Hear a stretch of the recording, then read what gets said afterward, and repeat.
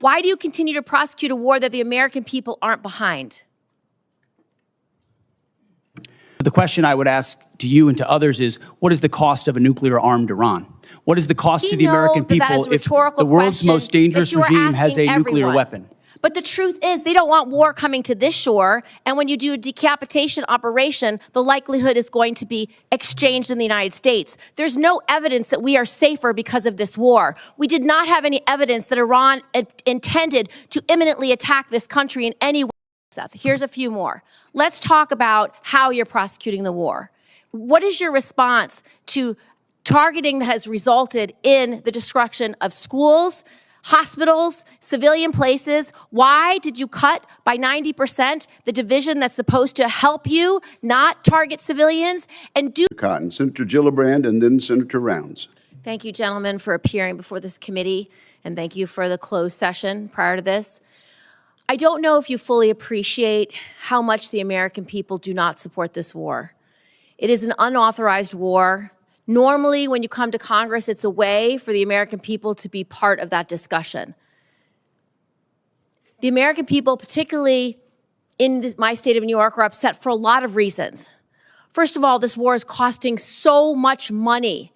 Over $25 billion already, estimates $1 billion a day, and they're feeling it every single day at the gas pump with higher prices for both fuel, for diesel, for gasoline for their cars. They're also feeling it with higher grocery costs, and they're exhausted. They are truly exhausted. On top of that, they have so many grave concerns about how this war is being prosecuted. They read in the paper that 22 schools have been hit. They read in the paper about a girls' school, hundreds getting killed. We have a debate going on in this country about AI, a serious debate about AI. And I haven't heard yet from you that you will not allow AI to make final targeting determinations, even when nuclear weapons are being used. That's a huge issue that we need to discuss. So I want to start from the top, Secretary Hegseth. Why do you continue to prosecute a war that the American people aren't behind? First of all, I appreciate the opportunity for that closed session where we had a, unsurprisingly, very different discussion than we have here with the cameras on. We support this because my job is to represent New Yorkers, and I can tell you, when I talk to them all across my state, they are furious, and they expect me to explain to them why they are furious. And Senator, when I talk to Americans, and especially when I talk to the troops, they are grateful for a president who has the courage to take on this threat after 47 years of what Iran has done, targeting and killing Americans, and what it would mean to the world if Iran's nuclear ambitions were actually achieved. So the question I would ask to you and to others is, what is the cost of a nuclear-armed Iran? What is the cost to the American people if the world's most dangerous regime has a nuclear weapon? But the truth— This is where the core clash becomes unmistakable. You're watching two completely different definitions of threat collide in real time. On one side, a forward-looking argument. Stop a nuclear-capable adversary before it's too late. On the other, a demand for present, concrete evidence. What was the imminent danger that justified war right now? And notice what's happening. Instead of answering that directly, the discussion shifts to rhetoric, death to America, and broader fears. That may resonate emotionally, but it doesn't actually resolve the senator's central point. So the real question for viewers becomes, was this war based on urgency or on projection? They don't want war coming to this shore, and when you do a decapitation operation, the likelihood is going to be exchanged in the United States. There's no evidence that we are safer because of this war. We did not have any evidence that Iran intended to imminently attack this country in any way, shape, or form. So I disagree with your assessment that we were under threat. Do you not believe them when they say death to America? Listen, our adversaries use rhetoric all the time. What I'm concerned about is we are not safer, and I would just like to know why you have not sought the support of the American people, and 3 out of 5 Americans are against this war today. I believe we do have the support of the American people, and we have briefed regularly what this mission looks like and why it's critically important that we undertake it. And I would remind you and this group that we're 2 months in to an effort And many congressional Democrats, as I pointed out, want to declare defeat 2 months in.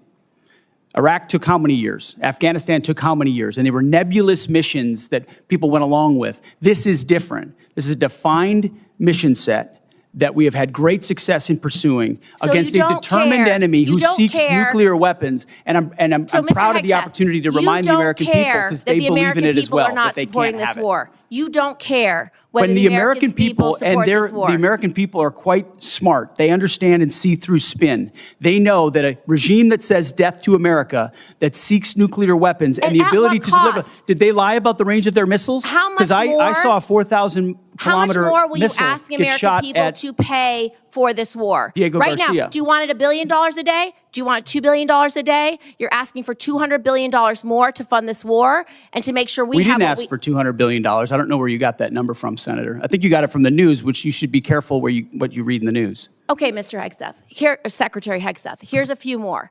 Let's talk about how you're prosecuting the war. What is your response to targeting that has resulted in the destruction of schools, hospitals, civilian places? Why did you cut by 90% the division that's supposed to help you not target civilians? And do you know the impact of a strategic failure at a war when you have so many civilian casualties? You may have tactically completed a mission well, but strategically is not meeting your goals because of the harms to civilians. What is the cost of that? Let's leave time for an answer. No military, no country works harder at every echelon to ensure they protect civilian lives than the United States military. And that is an ironclad commitment that we make, no matter what systems we use. And why did you cut the department by 90%? Thank you, Senator Gillibrand. There'll be other rounds of questions. What makes this exchange so compelling is not just the disagreement. It's how fundamentally different the frameworks are on each side. Senator Gillibrand is grounding her argument in 3 pressure points that are very hard to ignore: public opinion, financial cost, and the absence of clear, imminent threat evidence. She's not just asking whether the war is justified in theory. She's asking whether it's justified right now, at this scale, with this price tag, and without explicit public backing. And that's where the tension sharpens. Because instead of directly addressing the lack of imminent threat, the response pivots toward long-term risk, specifically the danger of a nuclear-armed Iran. That's a powerful argument, but it operates on a different timeline. It's about what could happen, not necessarily what was about to happen. And that distinction matters, especially in a democracy where public consent and congressional authorization are supposed to play a central role in decisions of war. Then there's the economic argument, which lands with real weight. $1 billion a day. Rising fuel costs, grocery prices, these aren't abstract policy debates. They're daily realities for voters. When those costs are paired with uncertainty about the mission's necessity or endgame, skepticism becomes almost inevitable. And you can hear that frustration in the framing. Not just is this war, right? But why weren't the American people brought into this decision more directly? Another revealing moment comes when the discussion shifts to civilian casualties and targeting decisions. That's where strategic credibility is on the line. The response leans on the long-standing claim that the U.S. military works harder than any other to avoid civilian harm. And historically, that's been a key part of its moral and operational identity. But the follow-up question cuts deeper. If that's true, why reduce the very systems designed to prevent those outcomes? That tension is left unresolved in this segment, and it lingers. And then there's a subtle but important dynamic throughout the exchange. Both sides claim to speak for the American people. One says they are furious and opposed. The other says they are grateful and supportive. That's not just disagreement. That's a battle over narrative control. Because in a situation like this, whoever successfully defines public sentiment gains a powerful advantage in shaping the legitimacy of the entire operation. Ultimately, what this hearing exposes is not just a policy dispute, but a deeper question about how wars are justified in the modern era. Is long-term threat enough? Does rhetoric from adversaries count as actionable danger? And how much transparency and public buy-in should be required before committing billions of dollars and potentially escalating conflict? Those are not small questions, and this exchange doesn't settle them. But it does make one thing clear. The gap between justification and skepticism is wide, and it's not being easily bridged. Now I want to hear from you. Do you think the concerns raised here were fully answered, or did key questions get sidestepped? Drop your thoughts in the comments. And if you found this breakdown useful, make sure to like, share, and subscribe for more deep dive political analysis.